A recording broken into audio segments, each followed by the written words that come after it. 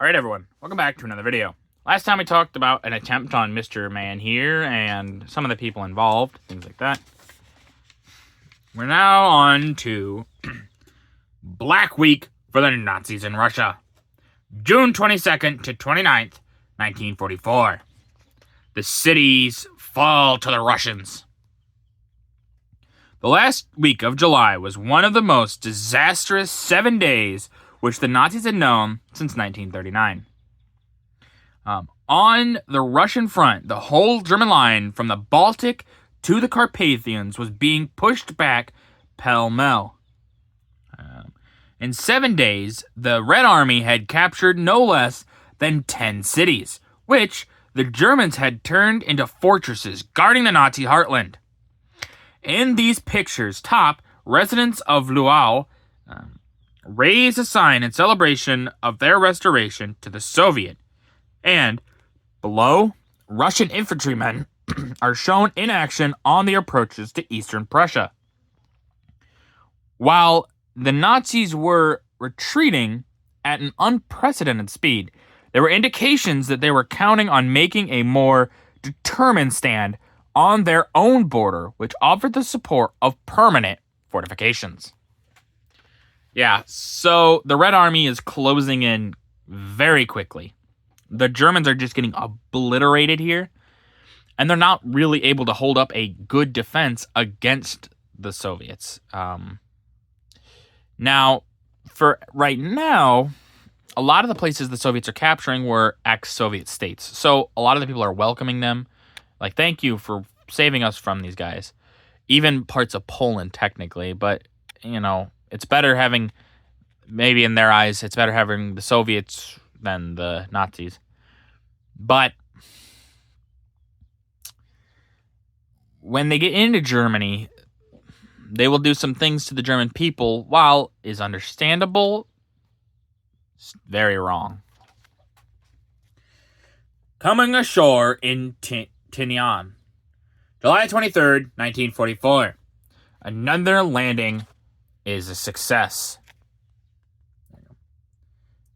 Between Guam and conquered Saipan, to the north lies the smaller island of Tinian, where the Japanese had been raising sugarcane.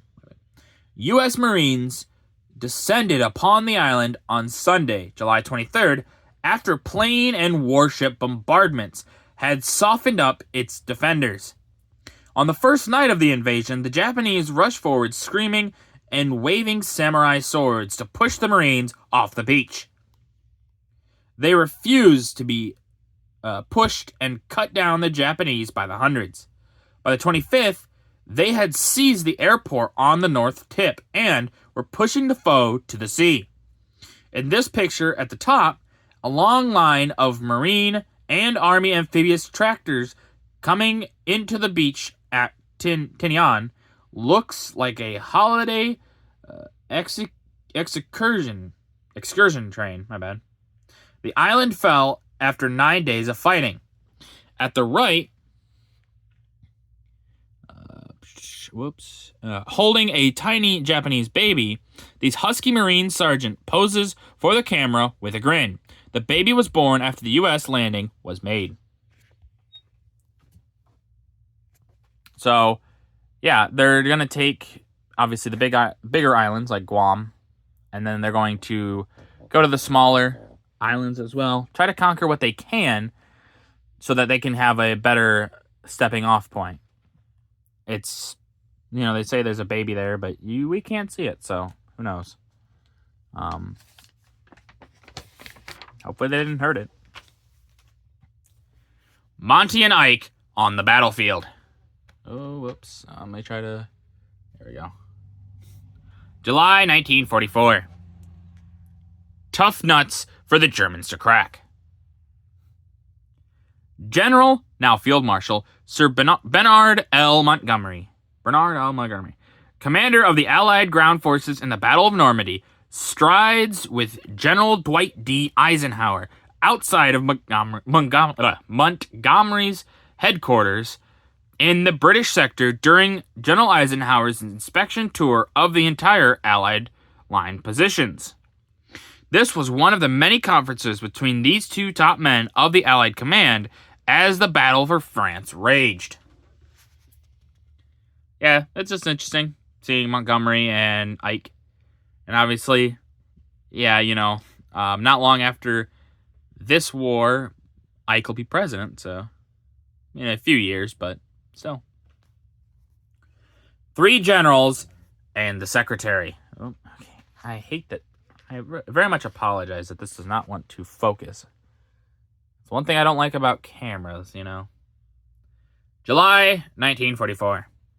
First-hand information. Lieutenant General Omar N. Bradley, commander of the 1st Army, left. So this guy right here. Secretary of War, Henry L. Stimson. This guy right here. And then, I think. Wait, let me check. Whoops. No, No, I got these backwards. I so much apologize. Lieutenant General, yeah. So there's Bradley, right there. Then there's Lieutenant General, Secretary of War Stimson, which, I don't know. I don't know what order these guys are in. This is confusing.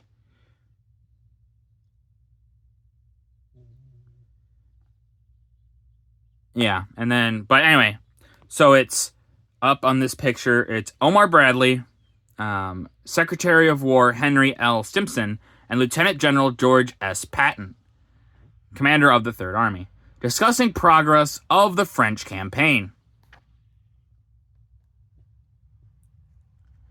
And then below here,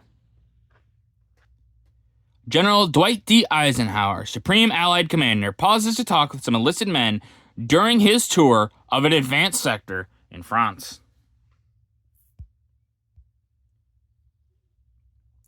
So we can see these boys talking to good old Ike, saying, they got big old grins on their faces. It's probably nice to see them.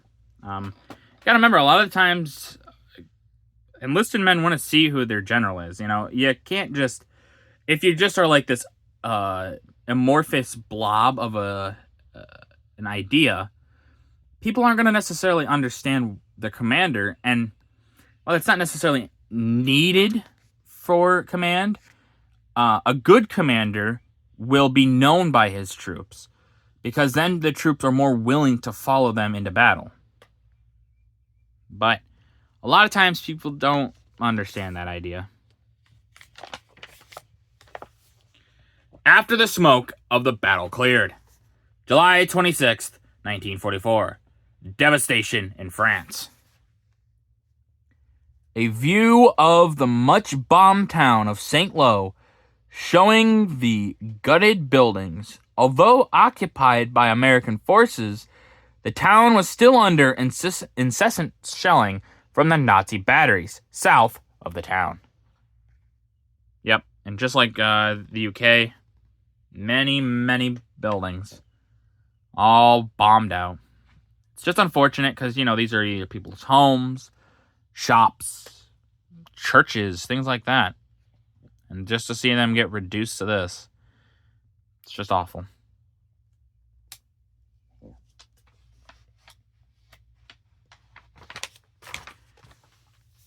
Britain's defense against the flying bombs. July 1944. Slowing up the Nazi terror. Nazi terror. During the robot attacks on England, the RAF sent up 2,000 barge balloons to protect London and south of England.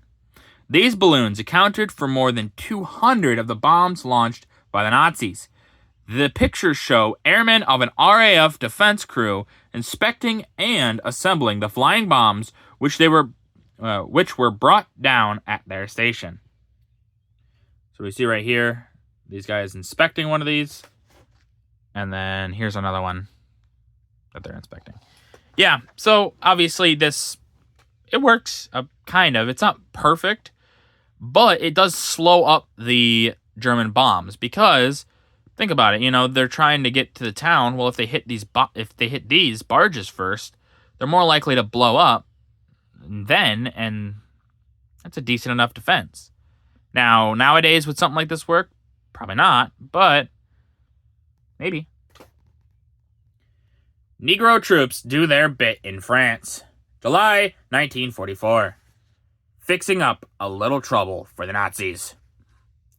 Members of a field artillery battery and place a 155 millimeter howitzer under its camouflaged canopy somewhere on the Normandy Peninsula. In the picture below, a troop train is being unloaded at Cherbourg, bringing the first, I'm assuming African American troops to their assigned posts of duty at the port, which had been captured during the previous month. So, yeah, while there are many cases of these men fighting for the Americans, they never fight necessarily on the front, which is a little bit of segregation, obviously. Still around at this time, and it won't be till, I believe, the next war, the Korean War, that they'll be fighting side by side, which is unfortunate. These men could, they signed up to help their country, and they get treated this way. And I just think that's wrong. But with that, that's going to do it for this video. If you guys liked the video, leave a like. If you didn't, leave a comment. Tell me what I could improve on. I always appreciate your feedback. And as always, subscribe. It really does help out the channel. Thank you.